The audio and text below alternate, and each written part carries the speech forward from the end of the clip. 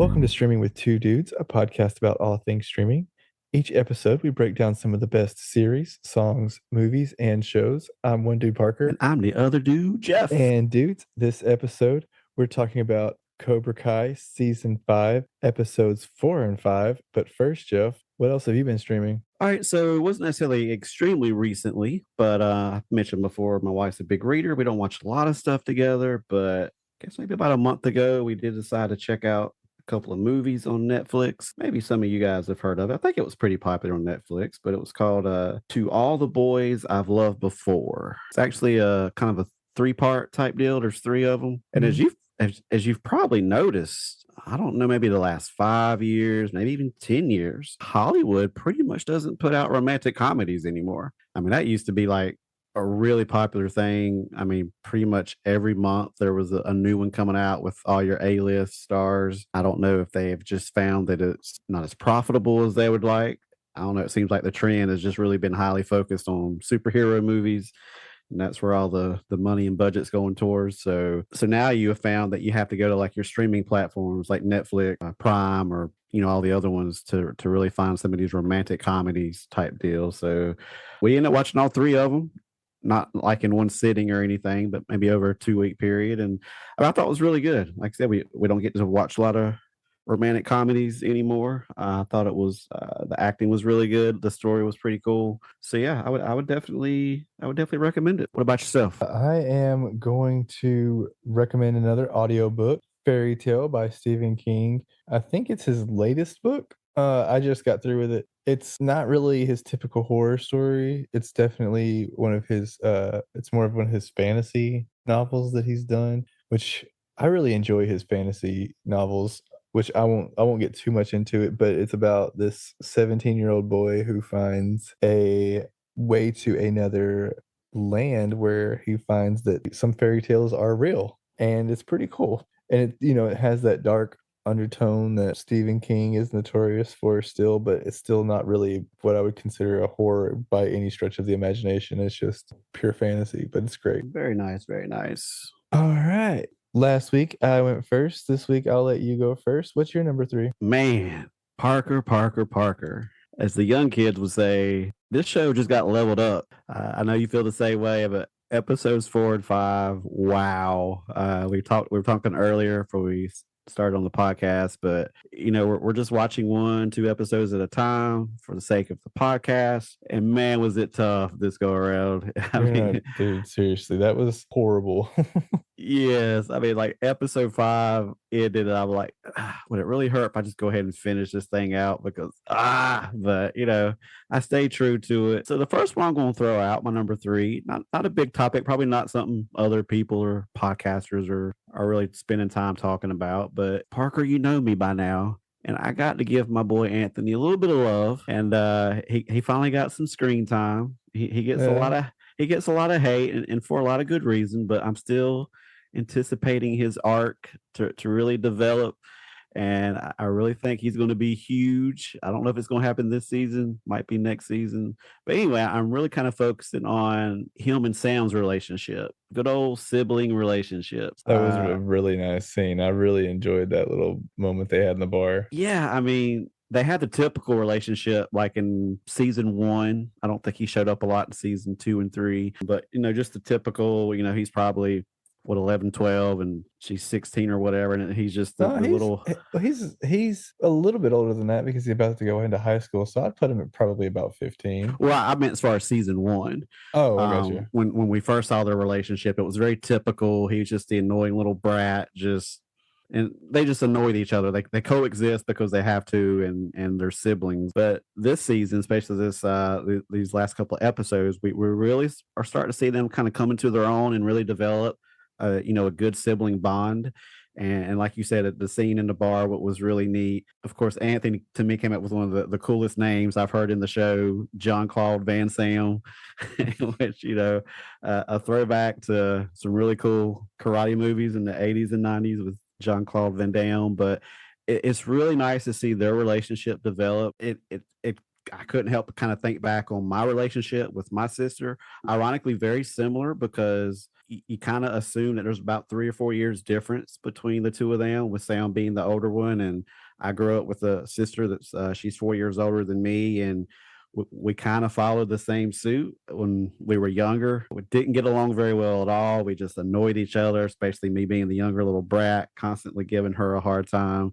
So I see a lot of our relationship with Anthony and Sam, and for me personally, my sister, she moved out of the house kind of somewhat of a young age, kind of during the high school years, and when she moved out, our bond just really got strong. I guess Yeah. just a little bit of separation. You're not constantly at each other, but also, we're hitting that age where we're maturing a little bit. We understand the importance of that sibling relationship. And she also was married and had a child at 19. So that kind of made me an uncle at the age of 15. And I really embraced that, ate that up. So that brought us closer as well. And we've been close ever since. She's always lived far away. Her husband's been in the military. So there's always been a huge physical difference, and we don't do a great job at, or it's not as good as we should as far as staying in touch, since with smartphones and social media, there's really no excuse. But I actually reached out to her earlier today. We hadn't talked in a while. I was feeling a little sentimental seeing Anthony and Sam connect, which was really special. But I'm interested to see where they go with that, because Sam had made the comment about possibly training Anthony, and that she would be Yeah. be a lot cooler than her dad and skip all the chores, and which we all obviously know Anthony hates, Yeah. and go straight to some of the training. We obviously see Anthony a good bit in the trailer doing karate, so I'm guessing Sam plays a role in that. So really interested to see where their relationship goes, and as well as the characters. Obviously, up to this point, we've seen Sam try to distance herself from karate in general. In that conversation with Anthony, it kind of opens the door with her wanting to kind of maybe sneak back in a little bit. So I don't think she's going to stay away. Definitely not very long. But yeah, what about you? As far as, did you see anything from that in your own history of sibling relationships? I guess, I mean, I'm an older sibling, so me and my sister definitely got on each other's nerves for sure, but we probably had a stronger relationship growing up. I mean, we were pretty close growing up. We definitely got, I mean, which I guess also leads to us being able to get in each other's throats more. But I mean, we've always been pretty close, and we're definitely closer, as adults. We've gotten closer, right? Because, there's times where you come to rely on them. You go to them, for more, both as a younger sibling and as an older sibling. You go to them and look to them for support, for guidance, whatever. So it's nice seeing them come and have that little moment together and see that. Yeah, it was nice. All right. What about you? What's your first topic, number three, that you're going to throw out there? My number 3 is going to be Amanda. You called it, man. I will totally give you props this time. You called that one. You made a prediction on Amanda and Daniel getting into some marital problems, and she does. She gets really mad at Daniel when they go to a charity banquet, and Daniel creates a scene, which Silver plays mind games and, does that, but he ruins a big chance for Amanda, which causes a fight, and Amanda leaves. She goes to stay, I didn't take this note down, and I totally don't know why I didn't, but I think she goes to stay with her mother. Was it her mother or her sister? I'm pretty sure it was her mom. Okay, I was like, I know she was a little bit older, but I couldn't tell if it was just like an older sister or if it was her mom. But we find out that she's friends with Jesse, which is Daniel's ex, who is how Amanda and Daniel actually met. We find that out, which is a cool little backstory that we get, just from one little line, which also explains how they kind of know each other. We also get some insight from Jesse as to how crazy Silver is for Amanda, which really, gives her a little bit more, like I said, insight to what Daniel's going through, kind of makes her realize that she should go a little easy on him, that he's probably not blowing things out of proportion. And we also see Amanda get into a little bit of a bar fight with an old girl that they both know from high school, because we find out that Amanda had a little bit of an anger problem. She beat a car up with a baseball bat and gained the name Babe Ruthless. Yeah. Well, what was it Jessica said? It was the middle-aged Mean Girls? Yes. Yeah, yeah.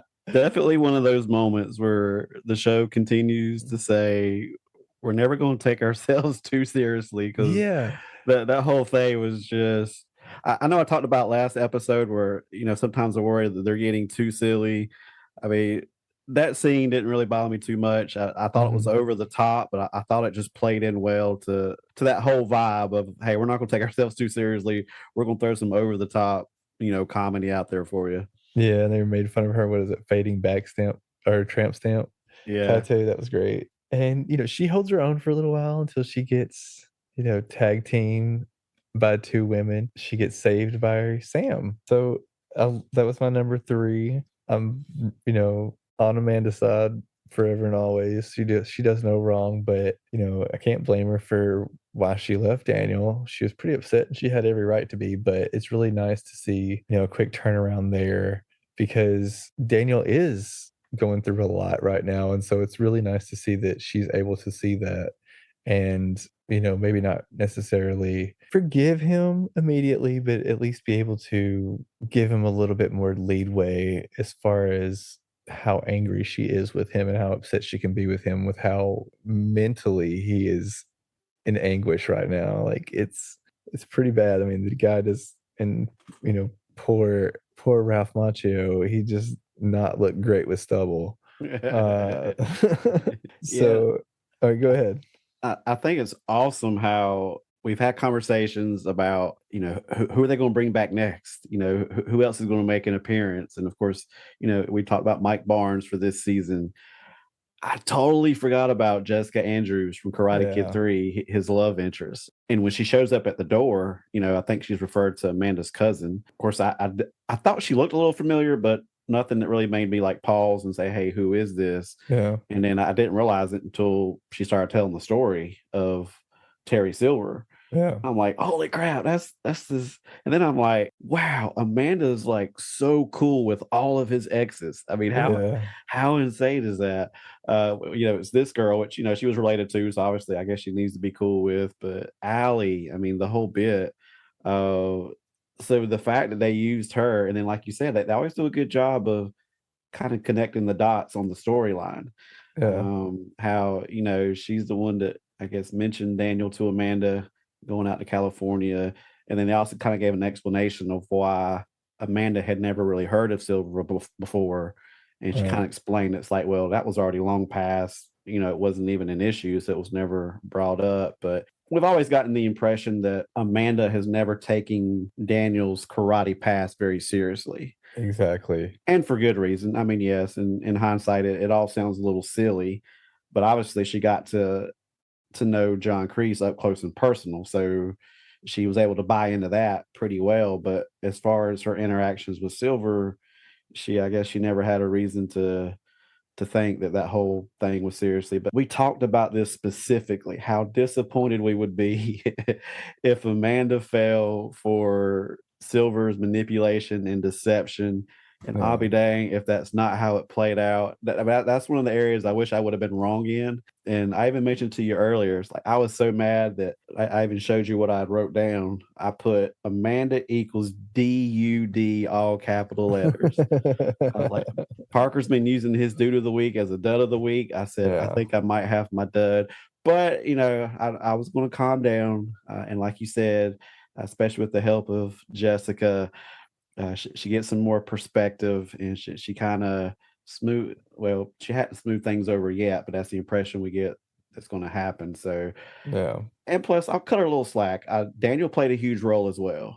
yeah, he didn't really de-escalate the situation whatsoever when they got into it, so As much as he knows about Silver and as much as he warns people about Silver, he still falls for Silver's tricks and yeah, antics every time. yep, That all of that was great. I love how they and there was no build up to Jessica coming back. No, I don't remember hearing rumors or mm-mm, anything. I like no, how they total surprise. just put it in there, and I love how it played out. Yeah. So my number 2, and I have a feeling that this might be one of your numbers as well, but it just gives us more to talk about. Tori. just her whole arc this between these 2 episodes and just kind of what we see with her inner struggle. At first, she's told to quit Cobra Kai by Robbie. She tells him no, that she's gonna stay. We see her break up a fight between Kenny and Eli, and then when she wins the race between Eli and herself,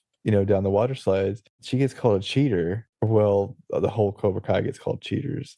And we see how bothered she is by that. We can see it in her face. Yeah, I noticed that too. I was She like, did not like that. she's obviously still struggling with the whole idea of honor, which is Mhm. good for her Yes. character. Yeah, and the next scene we see her well, I guess would be I mean, it was, I guess, the beginning of the next episode, I think, when we see her in the dojo, she's really angry, and she's hitting those pads, and Kenny kind of notices how angrily she's hitting the pads, so she might be taking out, some of her aggression there and, dealing with some of the things, and her and Robbie break up because of Cobra Kai, so she's definitely struggling right now being in Cobra Kai, and it's getting tough and tougher and tougher, which leads to her leaving a note in Daniel's. I think it was his mailbox, but either way, it was found by Chosen, and it leads them to, well, it basically it's an article for the Crease trial, and it has a circle around Stingray calling him a liar with his address. So she's at least pointing some things out. The last scene, we find that she's talking to Kreese about all of this. I'm really liking where this is going because I don't think either one of us called this, did we? Did you have I don't think we made any predictions about Tori talking to Kreese and getting back involved with Kreese, did we? No, that's definitely, it makes sense, It makes total sense. but I never considered it, even though we knew she had a connection with Kree, Mhm. especially obviously she had some concerns there, but the way season 4 ended, when Kreese looked at her and was like, "No, just go be you, go fight your fight." Yeah. And I think that meant the world to her. And I Yeah. think that's what we're seeing play out now is that one moment she's now loyal to Kreese. And I mentioned to you that I didn't catch the ending at first. I mean, I watched it, but I guess I was taking in everything that had happened that fifth episode, Mhm. and I wasn't paying close enough attention to what she was saying. The first time I watched it, I just viewed it as her venting to Kreese. Right. And I was like, all right, yeah. I mean, she still has a connection to Kreese. And when I watched it the second time, I was like, oh, wait, no, she's working for Kreese. Yeah. She's basically Kreese's mole. And this is all so like that. It was definitely one of those aha moments because Right. it explained her behavior Yeah. The whole episode. exactly. So and now you understand her torment. She obviously still has feelings for Robbie, I love Robbie's character so far, as far as Oh, man. him having a genuine concern for Tori and Kenny, and because we weren't sure what his deal was with Cobra Kai, but he straightened that out pretty quick.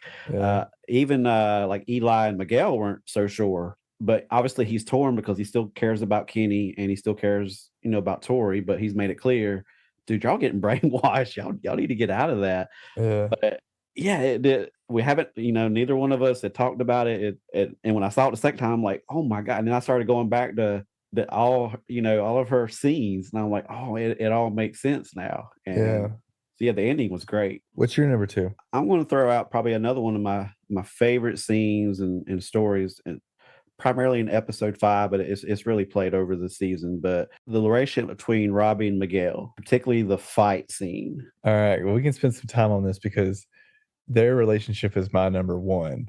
Okay. So, we can definitely, spend some time on this because man, their whole relationship through these 2 episodes was just great. But yeah, go on. You go on. This is your Oh number. You yeah. go on. Start on. So the fight scene was amazing. Not Mhm. just the fighting, just because we saw part of this in the trailer, and we kind of had wondered, all right, what's leading up to this? Yeah. Would have never guessed that one, it was inspired by Daniel, Right. and two, executed by Johnny as a quote unquote supervisor. But basically, that was his way. And of course, we see how it played out. Where typical Johnny fashion, he tries all these other tactics beforehand, and they Yeah. all fail.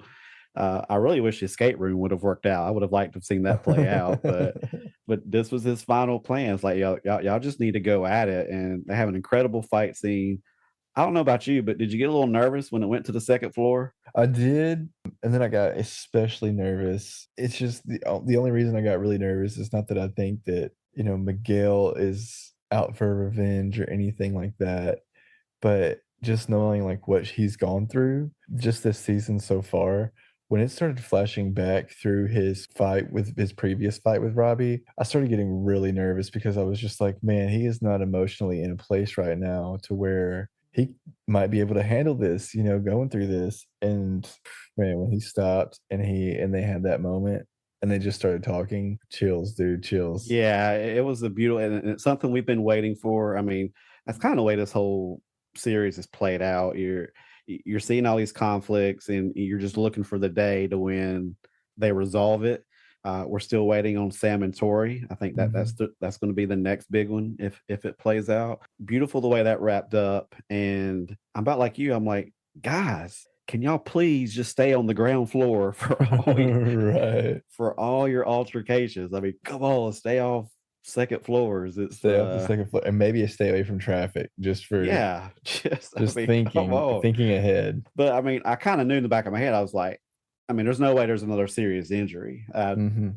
I couldn't see the story going that direction, but still nervous nonetheless. But yeah, great fight scene. I love how they wrapped it up. The other thing I was going to find out from you, were you surprised by their reaction to the unplanned baby news? No, I mean, I feel like that all made sense in that moment because, I mean, you even kind of noticed, which I made a mental note of it, they don't put their arms around each other when they go in to hug Johnny after the news.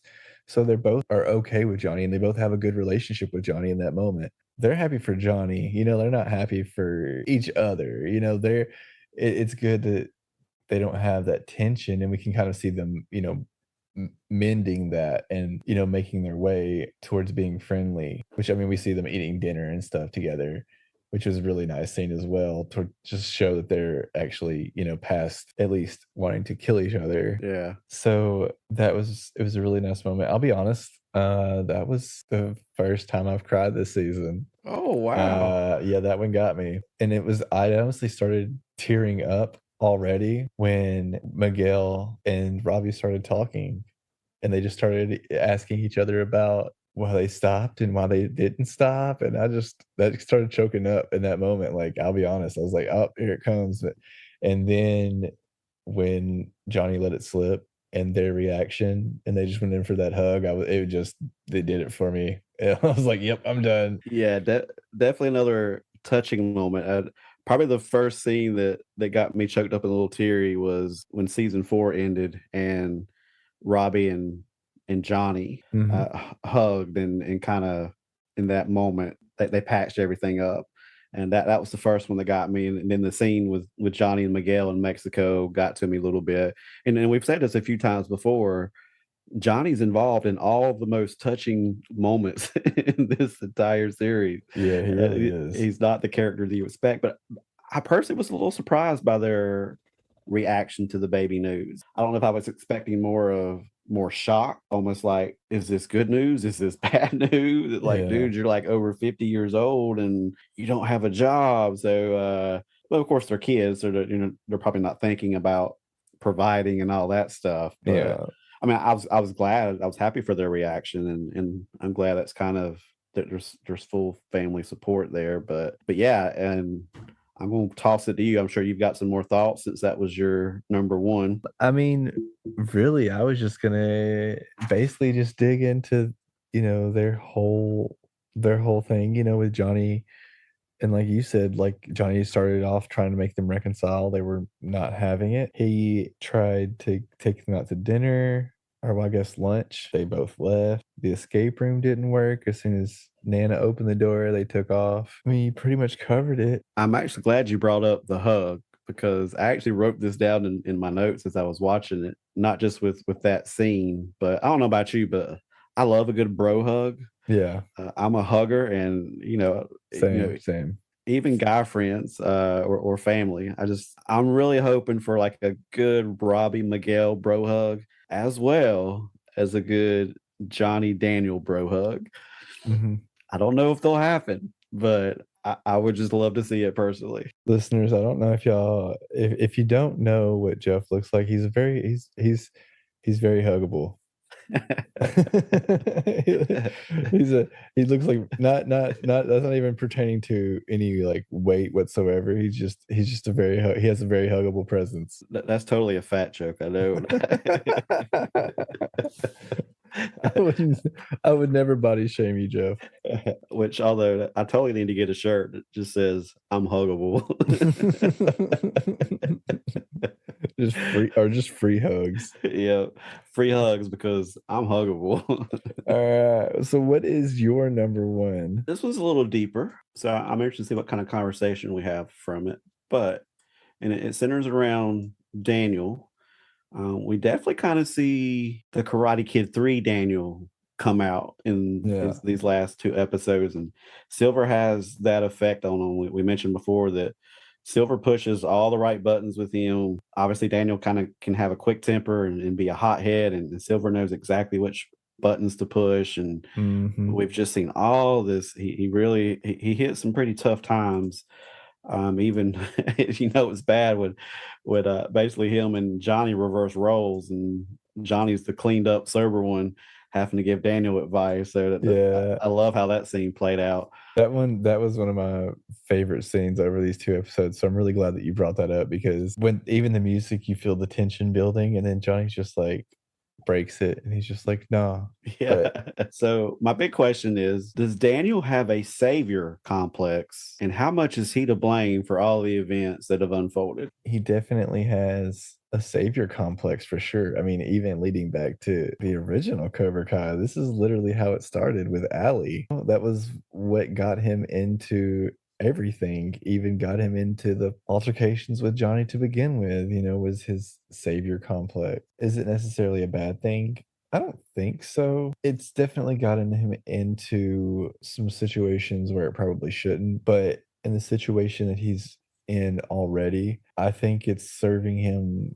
I think he's doing it justice. I mean, because Silver's a bad dude, he's not just Johnny starting up Cobra Kai anymore. He's not just Kreese taking over Cobra Kai. These are all progressively getting worse. And honestly, it kind of just shows that if he didn't stop all of this when he could have, things might have not gotten this far. So I mean, it's hard to say that he's to blame when he could have also stopped it. It's just his nature to do these things, it's just kind of like and there's not really a great comparison, or this isn't a great comparison because there's superheroes, but I mean, I guess it's the closest one I can think of is, Batman, for instance, you know? If there's no Batman, would there be a Joker? Would there be some of these villains that come up just out of would there be a Riddler specifically, there to just mess with Batman and to that have come up, because of Batman's actions.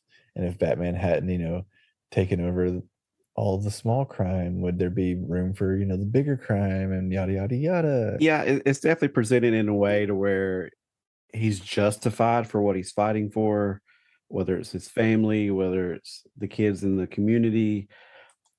He definitely does kind of have that saber complex where he always feels like it's on him. Now, Mhm. he does reach out for help in certain situations, and but when you look back, and of course it's all hindsight, it started with Johnny opening Cobra Kai, and that bothered Daniel for obvious reasons. But as we now know, I mean, Johnny was more or less harmless. If the heated rivalry didn't resurrect between Daniel and Johnny because of that, none of this other stuff probably happens. And of course, obviously, I understand where Johnny's coming, or Daniel's coming from. He didn't want to take the chance of sitting back and assume Johnny was going to be harmless and that Johnny wasn't going to turn into Kreese and be the next Kreese Cobra Kai. He did show some early tendencies, maybe not on Kreese's level, but kids were getting mean and bullies. But I think that's as far as the danger would have gone. I think eventually Johnny would have come to his senses, which he did, not Mhm. necessarily because of Daniel, just kind of on his own. I think that still would have played out. But of course, Daniel can't assume that's going to happen. But if he doesn't go against Kreese, then Kreese never has a reason to have to reach out to Silver.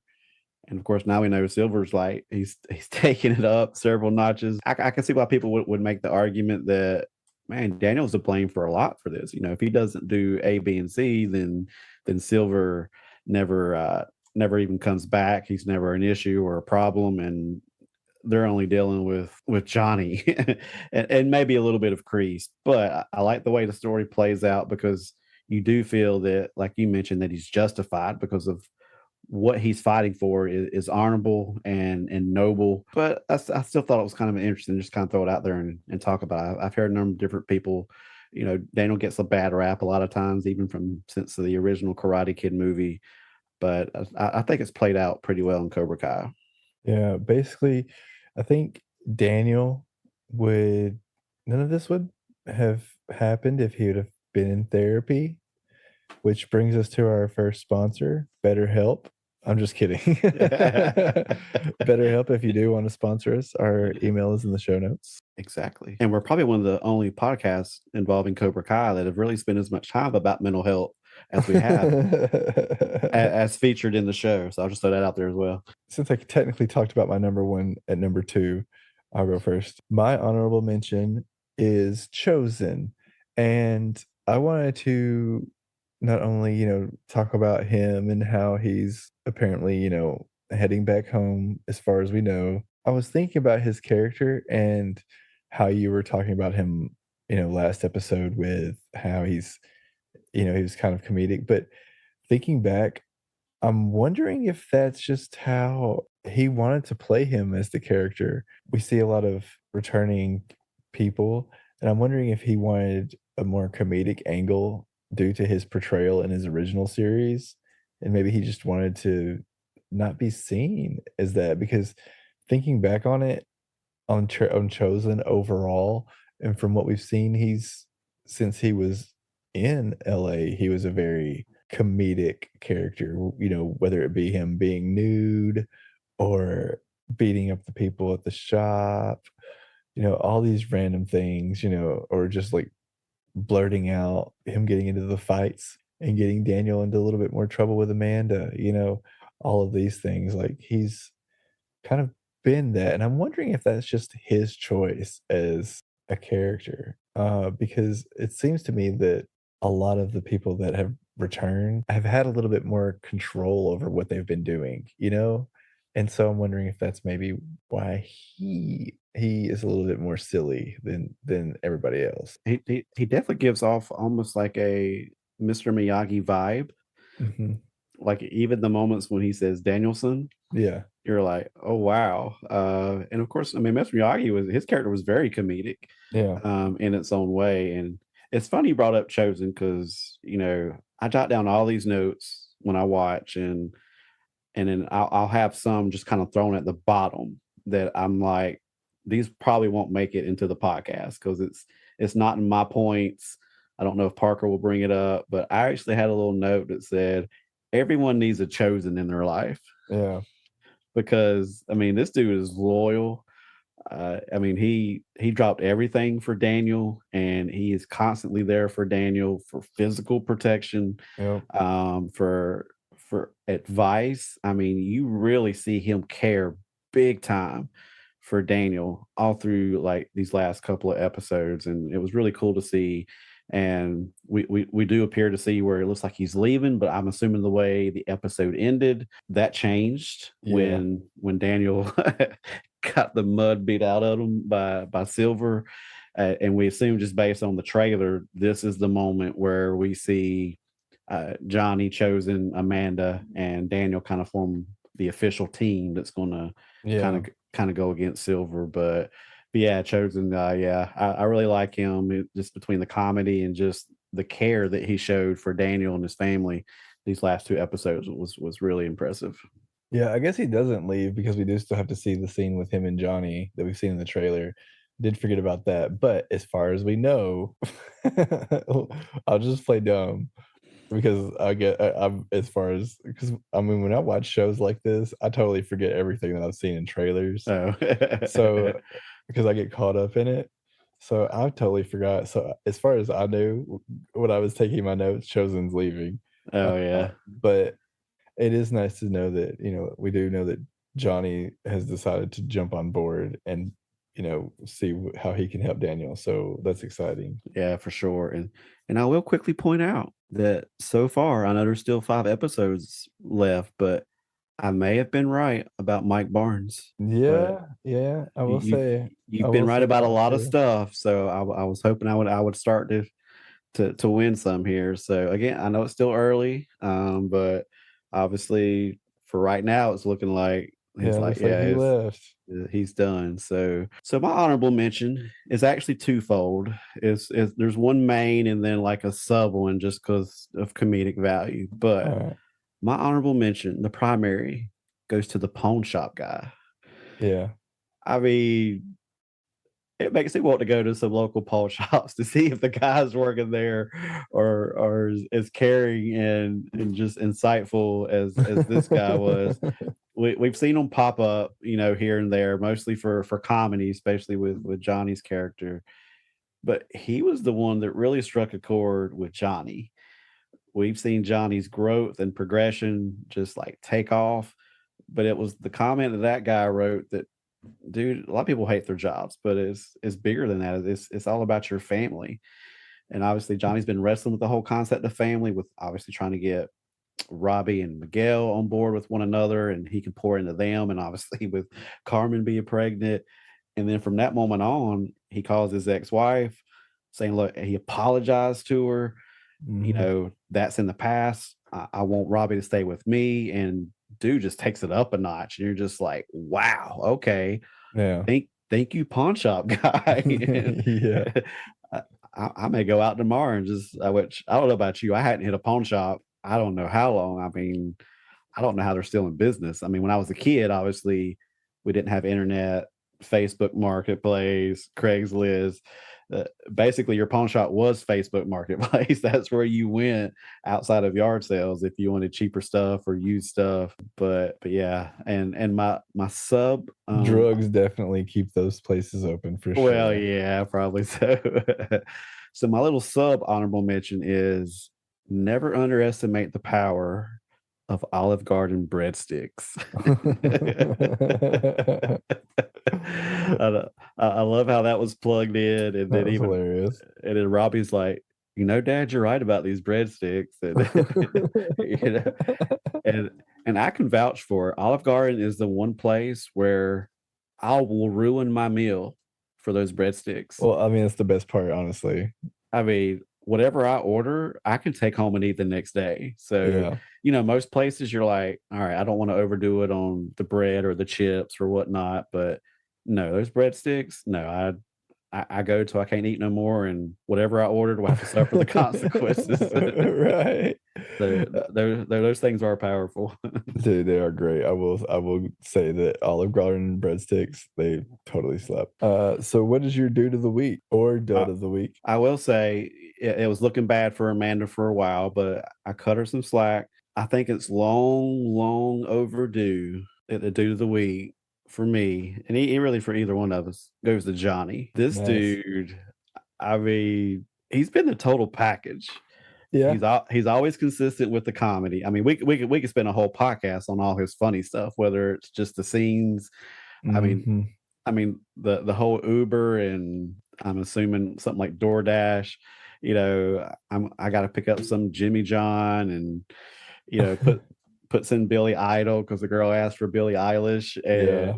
just constantly getting the 1 star. But man, just the way he's dealt with Miguel and Robbie, and with Carmen, and being an expecting dad, and like we mentioned before, that whole scene with Daniel was unbelievable. Like Mhm. the tides had turned. The dude's growth and his progression is just, I mean, it's like he's the top character in the show. I Yeah. mean, as far as his growth, what he brings to the table, I mean, it's like he has shown fewer flaws than probably hardly any of the other characters here in Mhm. these last.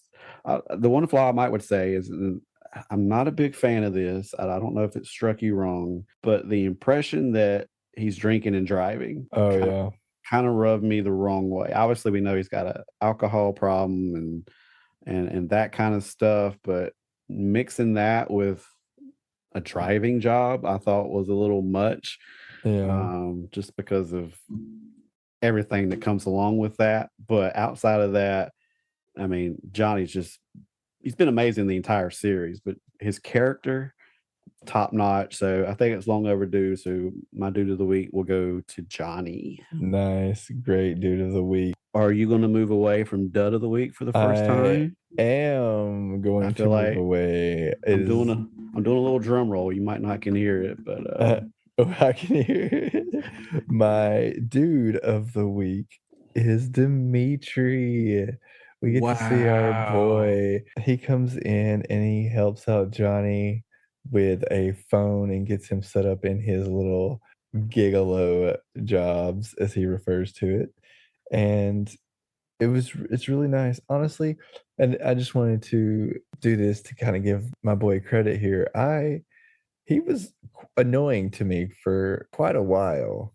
He wasn't annoying at first, but when Eli was still finding himself before he totally became a bully, Dimitri was getting on my nerves there for a little while when he was totally anti-karate.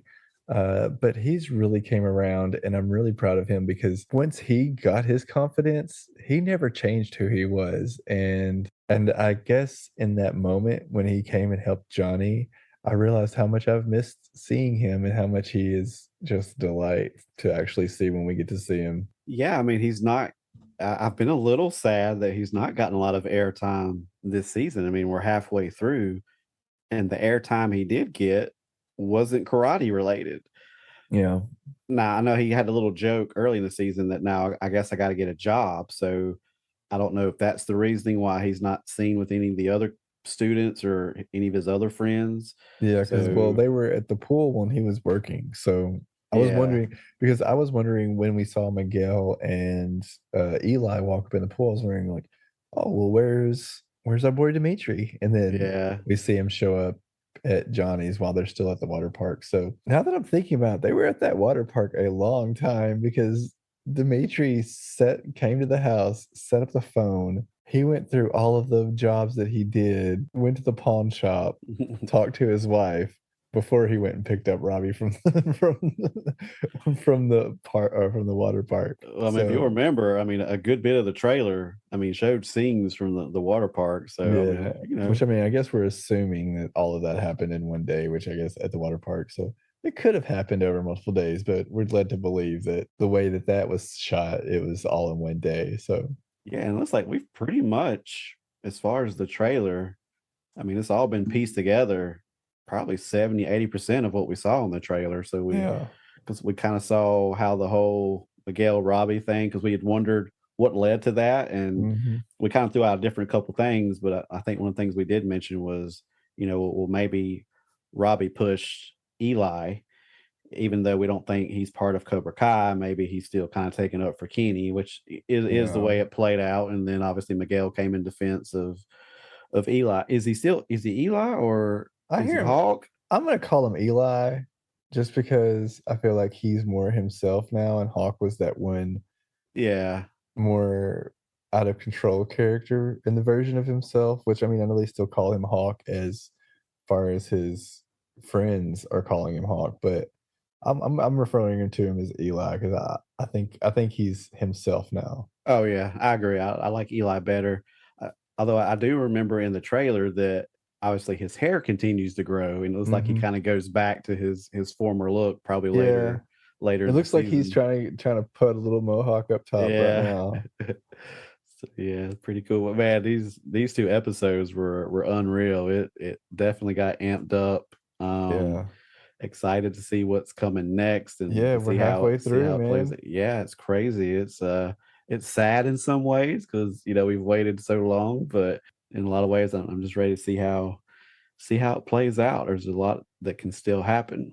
Alright, well, let's get to watching season or episodes 6 and 7. I can't wait. Anything else you wanna say? No, it's been a blast so far. Thanks to all the listeners who have been on this ride with us. We hope you're kind of watching along, and uh, whether it's through Facebook, through email, man, please give any suggestions or any of your thoughts on anything we've talked about, or any topics that maybe we didn't mention that maybe you're kind of curious as, hey, what are your thoughts on this? Notice we obviously can't cover every single thing that happens in these episodes, that we try to hit on as much as the big points. And me and Parker are a little weird. So we'll hit on some points that nobody else is thinking about. But we'd love to hear from you guys. And again, thanks for Parker, for he's our master editor. He does a great job. And so yeah, we're anxious to move forward. You're gonna have to be really careful about the way you say master editor. You're gonna have to put a little bit more pause in between those two words. Big thanks to my co-host Jeff, and a bigger thank you for listening. Please remember to rate, review, and subscribe. 5 stars and a comment really do help these dudes out on the charts. If you have a thought or idea about what we're watching, please email us at streamingwith2dudes@gmail.com or request to join the Streaming with Two Dudes Facebook group. Links to our Patreon and our socials are in the show notes. Thanks again, and remember to cancel your subscription before your free trial is up.